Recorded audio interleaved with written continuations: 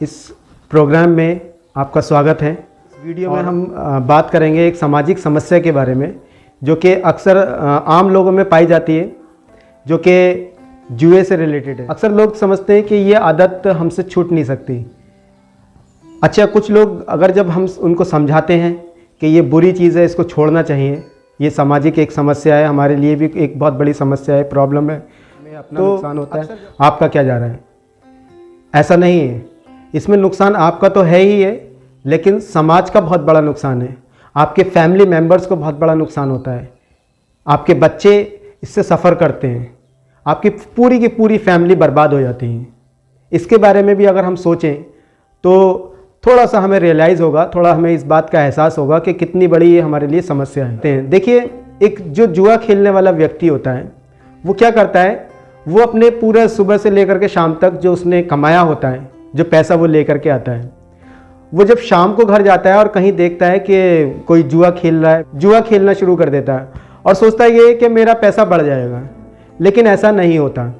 क्यों नहीं होता? क्योंकि कोई जुआरी, जितने भी जो जुआरी हैं और जो जुआ खेलने वाले व्यक्ति हैं या जो भी अपना पैसा इस तरह की एक्टिविटीज़ में लगाते हैं, वो कभी भी ऐसा नहीं है कि हमेशा जीतने वाले हों। हमेशा नहीं, कोई नहीं जीतता, उसकी हार ज़रूर होती है। और कभी जब भी वो हारता है तो वो सब कुछ हार जाता है। उस जुआरी के अंदर कभी भी मानवता नहीं आ सकती, वो इंसानियत उसके अंदर से ख़त्म हो जाती है और उसके अंदर कभी दया नहीं होती। क्यों? क्योंकि हमेशा एक जुआरी सिर्फ यही चाहता है कि सामने वाले व्यक्ति को किसी भी तरीके से मैं बर्बाद कर दूं या उसको बिल्कुल कंगाल कर दूं।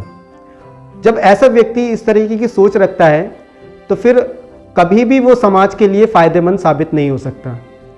हमारा और आपका सबका एक कर्तव्य बनता है समाज के प्रति भी और अपने खुद के प्रति और अपने फैमिली के प्रति कि हम किसी भी तरीके से सामने वाले व्यक्ति को या दूसरे कोई व्यक्ति जो ज़रूरतमंद है उसकी सहायता करें। तो वो सहायता का जो एक हमारे अंदर भाव होता है वो जब ख़त्म हो जाता है तो फिर हम किसी के लिए फिर फ़ायदेमंद नहीं रहते और इससे सीधा सीधा प्रभाव हमारी पर्सनैलिटी पर, हमारे व्यक्तित्व पर और हमारी फैमिली और हमारे समाज पर पड़ता है। तो इसलिए इस बुराई से हमें बचना है, इससे रोकना है अपने आप को और अपनी लाइफ को एक बेहतर लाइफ बनाना है ताकि हमारे बच्चे, हमारी बीवी और हमारी पूरी फैमिली खुशहाल फैमिली बने और एक मजबूत समाज बन पाए। तो आइए बात करते हैं हम इस सामाजिक प्रॉब्लम के समाधान की। समाधान क्या है? देखिए, अगर किसी भी व्यक्ति के अंदर कोई भी अगर बुराई है, कोई बुरी आदत है, तो वो बुरी आदत किस लिए हुई ये पहले हम जानें। ये बुरी आदत हमारे अंदर जो आती है वो या तो हम देख करके सीखते हैं या फिर हमारे जो विचार होते हैं, जो हमारे मस्तिष्क में, हमारे दिमाग में आते हैं, हमारे मन में आते हैं, उन विचारों के ज़रिए ये बुराइयां आती हैं।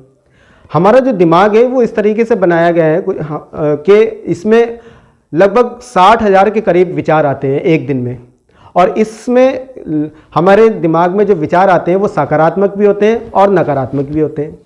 होता यह है कि जो नकारात्मक विचार आते हैं वो जो चीज़ें हम देखते हैं अपने आसपास या जो चीज़ें हम जानते हैं उन्हीं से रिलेटेड वो विचार आते हैं।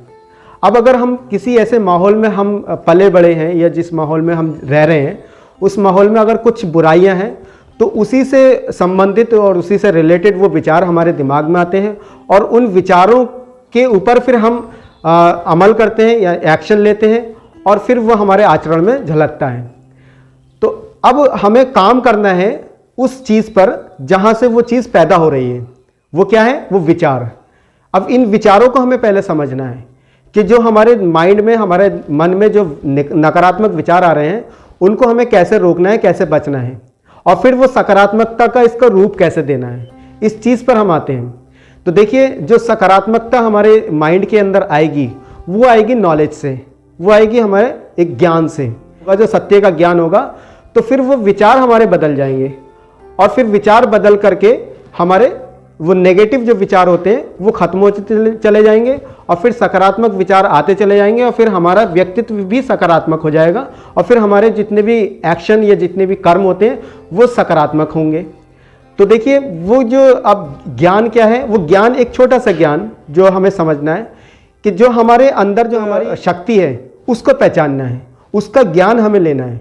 हमारे अंदर ऐसी ऐसी छिपी हुई शक्तियां हैं जिसको हम कभी सोचते नहीं, समझते नहीं, जानते नहीं। एक शक्ति के बारे में बात करूंगा जो हमारे अंदर है, सबके अंदर छिपी होती है और सबको दी गई है। वो होती है इच्छा शक्ति।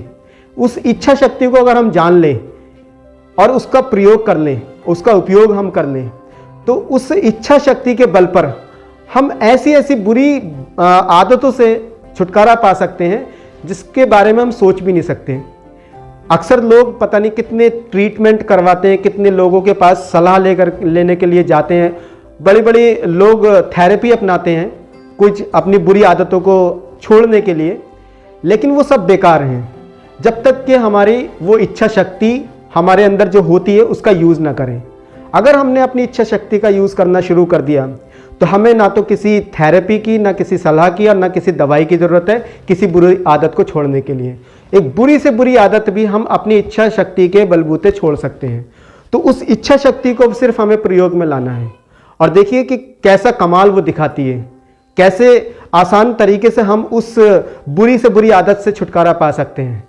तो बस जानना सिर्फ इतना है कि हमारे अंदर जो इच्छा शक्ति है वो कैसे काम करती है और उसको कैसे उपयोग में लाना है। कि जो हमारे अंदर इच्छा शक्ति होती है उस इच्छा शक्ति को सिर्फ हम कैसे काम करती है, वो ऐसे काम करती है कि कोई भी अगर हमने निश्चय किया यानी कि डिसीजन लिया तो उस डिसीजन में हम 100% हो जाएं। यानी कि अगर 1% भी हमने उस डिसीजन में कोई भी डाउट रखा तो फिर वो हमारी इच्छा शक्ति काम नहीं करेगी। ज़रूरत है कि 100% जमना, 100% एक ऐसा डिसीजन ले लेना, निश्चय कर लेना कि मुझे ये करना है और ठान लेना। जब हम ठान लेते हैं 100%, इसमें 1% भी गुंजाइश नहीं है कि इसमें 1% भी संदेह रहे। 100% जिस दिन हमने ठान लिया कि मुझे ये करना है तो फिर हमारा माइंड खुद ब खुद सिग्नल देता है कि जब भी कभी वो बुरी चीज़ हमारे सामने आती है तो हम खुद ब खुद रुक जाते हैं। और हम खुद नहीं रुकते, वो हमारा माइंड रोक देता है, वो इच्छा शक्ति के बल पर, वो डिसीजन के बल पर जो हमने लिया है।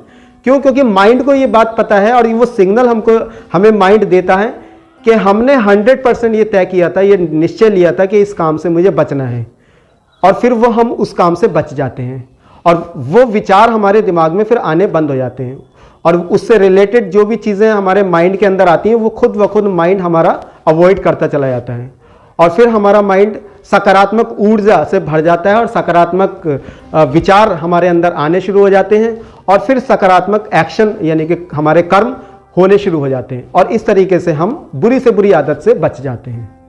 तो उम्मीद करता हूं कि आपको ये जो हमारा समाधान है पसंद आया होगा और कुछ हल आपको मिला होगा। धन्यवाद।